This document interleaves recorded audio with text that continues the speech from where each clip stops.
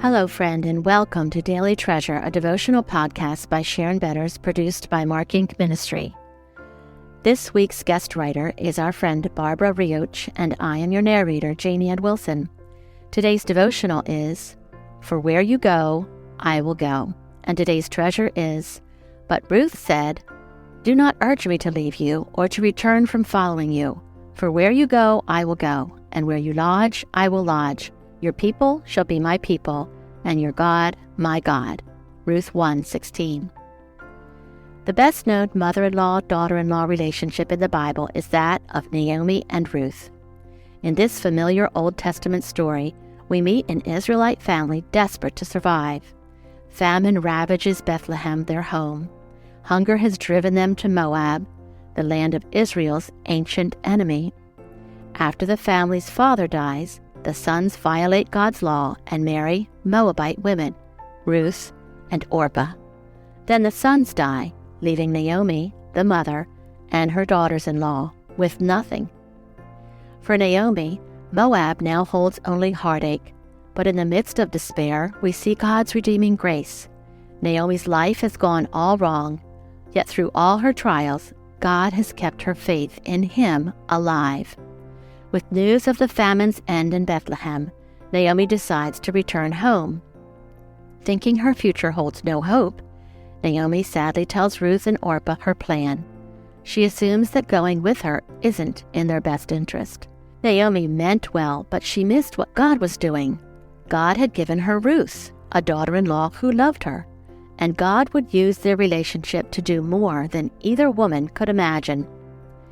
Naomi declares her name has changed to Mara, the Hebrew word for bitter. Naomi so lamented her tragic life that she changed her name to Bitter. Naomi means pleasant, but now Naomi's whole identity had changed. How could her life possibly be pleasant ever again? She thought her daughters-in-law should get as far away as possible for their own good. Perhaps you too feel the burden of wrong decisions or unexpected suffering. For whatever reason, does it now seem that the Lord's hand has turned against you? Looking back, maybe you see how your choices disrupted your family. Different jobs, different cities, new schools, and different churches. Or maybe your choices were on the path of wisdom and you thought you were safe, but then a massive, unwelcome curveball came and knocked the whole family off course. Goodbye, nice, normal, stable family. Hello, chaos.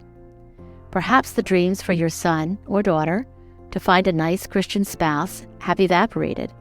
Maybe the two of them are now married, and you wonder, does this new spouse even belong to Jesus? All you can see is the brokenness. Will this new addition to the family draw your child away from the Lord? Naomi's life can encourage us. Her family had experienced so much harm.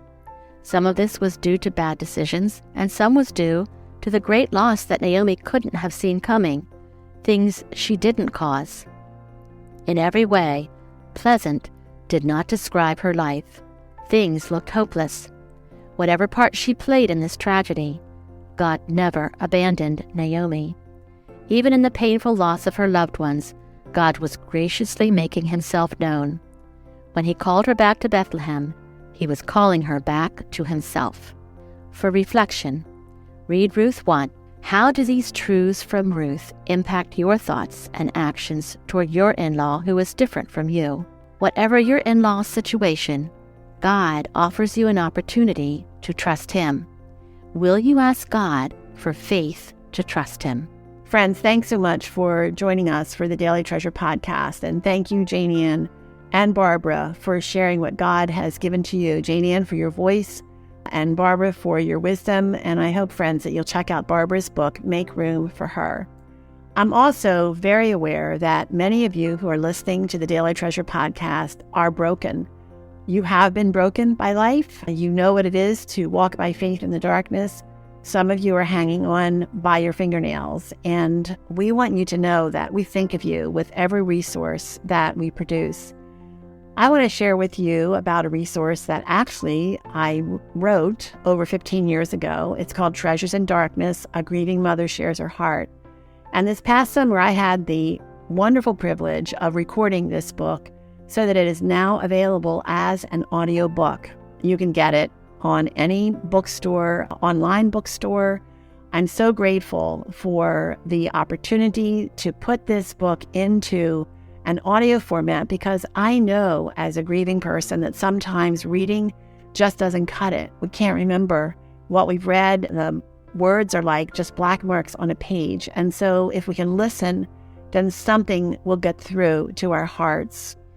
I wrote this book because I heard about a mom who had lost her little girl, and she said, I've read all the books on grief I can find, and they're wonderful. They're all tied up with a nice little bow, but I want to hear from the mother who walks through grief from the very beginning of the death of her child.